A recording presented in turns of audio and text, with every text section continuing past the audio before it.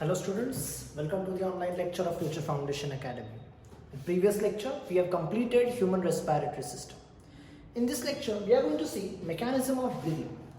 But before going towards exact process of breathing, let us revise a part called a respiratory tract. The overall respiratory system diagram which we have already studied, it starts with nostril, then nasal chamber, then pharynx, trachea, bronchi, primary bronchi, secondary bronchi, tertiary bronchi and bronchioles. Starting from nostrils to bronchioles, all these names are written and all of them are commonly called as conducting zone. They are representing a zone called as conducting zone, also called as transportation zone. Why? Because in this region only air transportation takes place, nowhere exchange of gases takes place, hence it is called as conducting zone. This complete conducting zone starting from nostril to bronchi, it is covered with cuboidal epithelium and somewhere ciliated cuboidal epithelium. So commonly I have named it as pulmonary cuboidal ciliated epithelium. One of the important points for NEET examination. From nostrils to bronchi, it is internally lined by pulmonary cuboidal ciliated epithelium. Then after bronchioles divide to form respiratory bronchioles, thin minute pipes are there. Then they again divide to form alveolar duct, which we have studied in yesterday's lecture. And alveolar duct finally forms a grapes-like structure, bundle of grape-like structure called as alveoli. All these three regions are called as respiratory zone because here actual exchange of gases takes place. But from these bronchioles to alveoli, internally there are antibody producing cells, immunoglobulin A, which prevents us from various infections. This part we are going to study during studying respiratory disorders. So before going to mechanism of breathing, these are the words which are required. This concept should be clear that which part is called as conducting zone and which part is called as respiratory zone. Now coming back to the mechanism of breathing. In my first lecture of respiratory system, we classified the process of respiration. The overall process of respiration was classified into three parts: external respiration, internal respiration and cellular respiration. Today we are going to study the details of external respiration.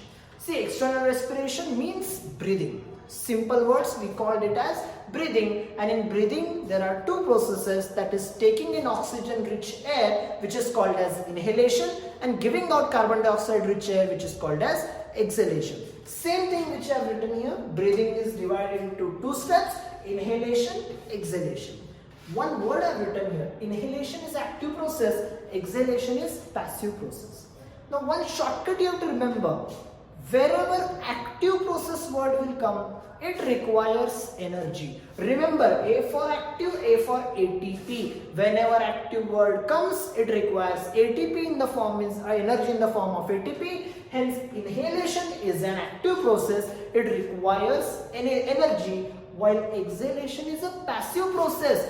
It is a rebound process of inhalation, hence it will not require energy, it will not require metabolic energy, hence it is called as passive process. Now let us study how inhalation takes place. Now see, while inhalation, this is the section of lung, the air is going in, which is called as inhalation. During inhalation, what happens? See, actually suppose this is our lung is in normal condition. This is the diaphragm and this all are ribcage and all. Normally diaphragm is a dome shape. During inhalation, diaphragm is pulled downwards. See, I have drawn arrows here. Since the diaphragm is pulled downwards, after pulling effect, diaphragm will become flat. This much area will increase. So lungs has a scope to increase its surface area now. So initially, first you have to remember, the dome shaped diaphragm becomes flat. The pulling effect of diaphragm works here.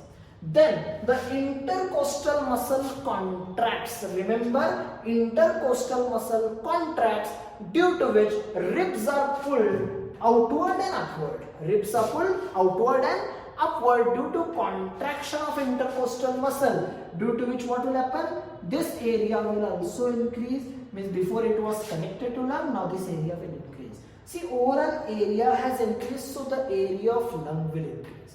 Before, suppose this is the normal area of lung. Imagine there are 5 particles of air. Imagine, okay? In small area, this all 5 particles will exert certain pressure on the lung. Now, same particles are present in lung, but the area of lung has become larger. Particles are same 5 particles are present. They are still applying pressure on the wall of lung. But if you consider, if the area is small, pressure will be more, but the area has enlarged, but the number of oxygen molecules or the amount of air is still the same, hence pressure will be less. To manage this pressure, due to enlargement of this lung, the overall air pressure inside the lung has fallen. It has decreased. To balance this pressure, the air from atmosphere will rush in, which is called as inspiration, which is called as inhalation. Understood what is inhalation?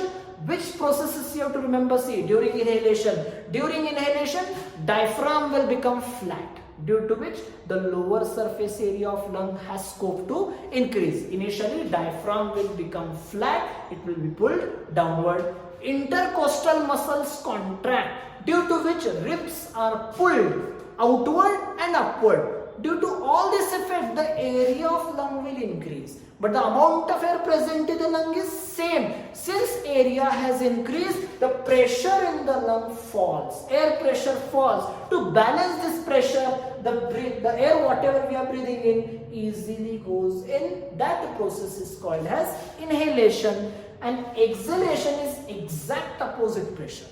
Now the lung is already enlarged.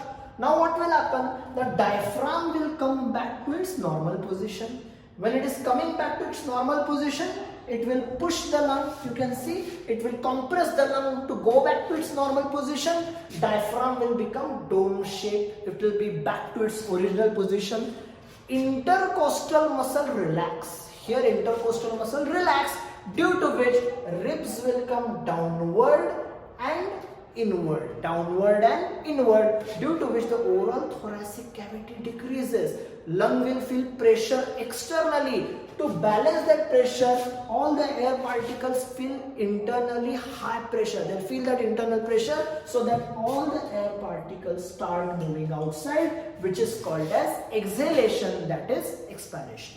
So comparatively, which things you have to remember? See, in inhalation and exhalation. Inhalation is an active process, exhalation is an passive process, active and passive.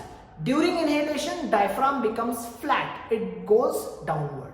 During inhalation, diaphragm becomes dome shaped, back to its normal position. During inhalation, intercostal muscles contract. Exhalation, intercostal muscles relax. Inhalation, ribs are pulled outward, upward. Exhalation, ribs are pulled inward and downward. Inhalation, thoracic cavity enlarges. Inhalation, thoracic cavity compressed. And during inhalation, air pressure falls, hence air comes in. During exhalation, air pressure in this cavity enlarges due to this pushing effect, and hence air rushes out. That is called as exhalation. So this is mechanism of breathing. We have studied how air goes in the lungs till the alveoli. In next lecture, we are going to discuss how that exchange of air will take place. Thank you.